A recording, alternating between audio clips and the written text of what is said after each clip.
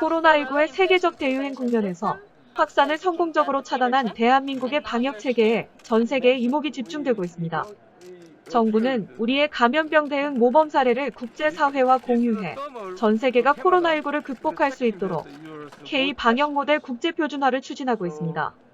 우리나라는 검사 확진, 역학 추적 격리 치료로 이어지는 감염병 대응 전 과정에 걸친 절차와 기법 등을 K-방역 모델로 체계화해 ISO 등 국제표준화기구에 제안할 계획이며, 우리가 제안한 표준화는 세계 각국 전문가들의 심도 있는 논의를 거쳐 국제표준으로 제정되게 됩니다. 최근 백악관이 코로나19 검사 규모에서 한국을 앞질렀다고 홍보하고 도널드 트럼프 대통령도 이를 강조하고 나서 화제가 되고 있습니다. 그런데 왜 하필 한국일까요? 미국이 검사 수 비교를 내세우는 것은 코로나19 대응에서 국제표준으로 평가받는 한국보다 더 많은 검사를 했다는 점을 부각시켜 비판 여론에 대응하려는 것으로 보입니다.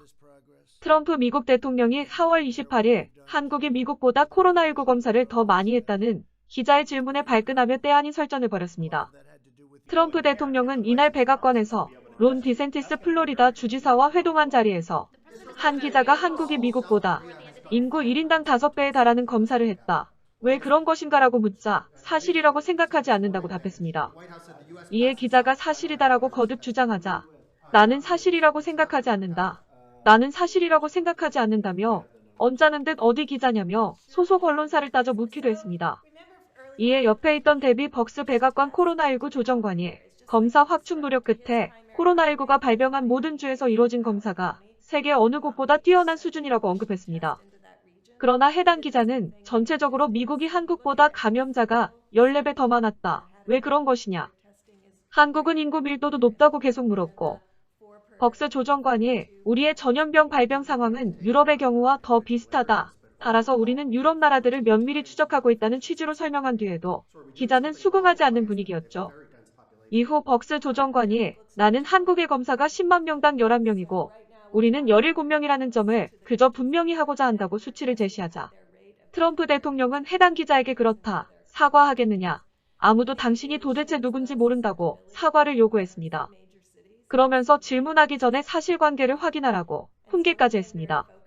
그러나 벅스 조정관은 이날 1000명당을 10만 명당으로 잘못 말한 것으로 보입니다. 워싱턴 이그제미너도 미국은 1000명당 16.42건의 검사를, 한국은 1000명당 11.68건의 검사를 실시했다고 한다고 보도했습니다. 이후 이 기자는 백악관 기자단에 자신의 질문에 착오가 있었다며 미국이 이번 달 들어 한국보다 인구당 검사 숫자를 앞질렀다. 그러나 한국은 감염률이 훨씬 낮다고 정정했습니다.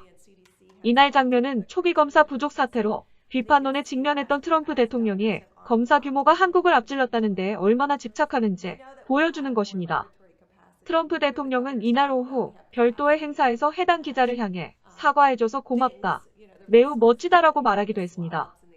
백악관도 이날 미국이 코로나19 검사 규모에서 한국을 넘어섰다는 언론 보도를 내세워 홍보전에 나섰습니다.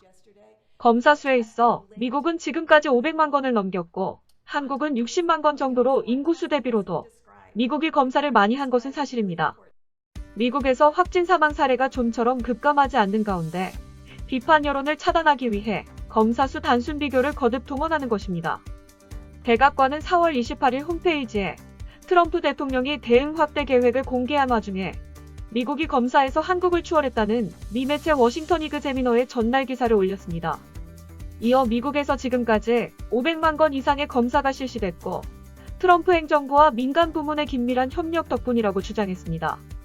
워싱턴 이그제미너 기사엔 미 당국자들에 따르면 미국은 지난주 한국을 추월했다면서 미국은 1000명당 16.42건의 검사를, 한국은 1000명당 11.68건의 검사를 실시했다고 한다고 되어 있습니다. 뉴욕타임스에 따르면 미국은 지금까지 540만 건 정도의 검사를 했습니다. 한국질병관리본부 홈페이지에 나온 수치를 보면 한국에서는 60만 8천여 건의 검사가 이뤄졌습니다.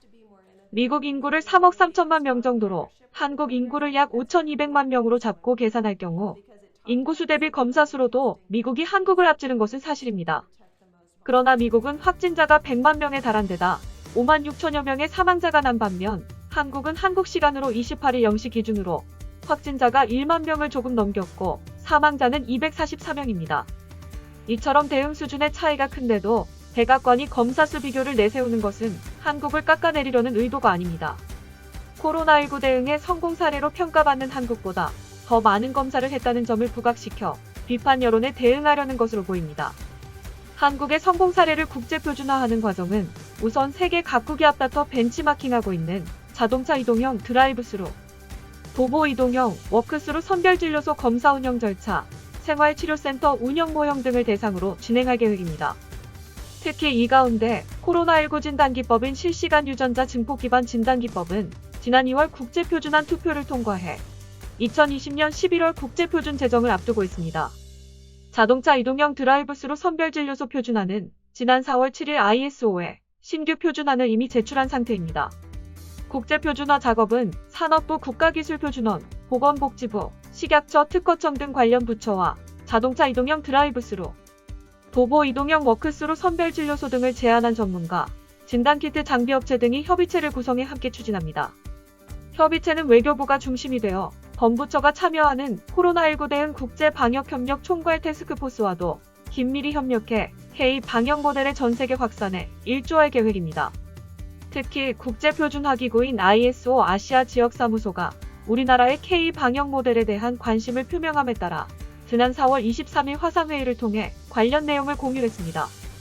우리나라는 지난해 9월 치열한 경쟁을 뚫고 국제표준화기구 ISO 이사국으로 선임된 바 있으며 이번 K 방역 모델 국제표준화 추진에 따라 그 위상이 한층 격상될 것으로 기대됩니다. 성윤모 산업통상자원부 장관은 K 방역 모델의 국제표준화는 우리나라의 위상을 전 세계에 드높일 뿐만 아니라 미래 먹거리인 바이오 산업의 세계 시장 선점을 견인하는 중요한 계기가 될 것이라고 말했습니다. 그러면서 민관이 힘을 모아 K 방역 모델이 세계의 표준이 될 수 있도록 적극 추진해 나가겠다고 밝혔습니다. 끝까지 시청해주셔서 감사합니다. 공감하셨다면 좋아요와 구독을 꼭 눌러주세요. 구독과 좋아요 버튼을 눌러주세요.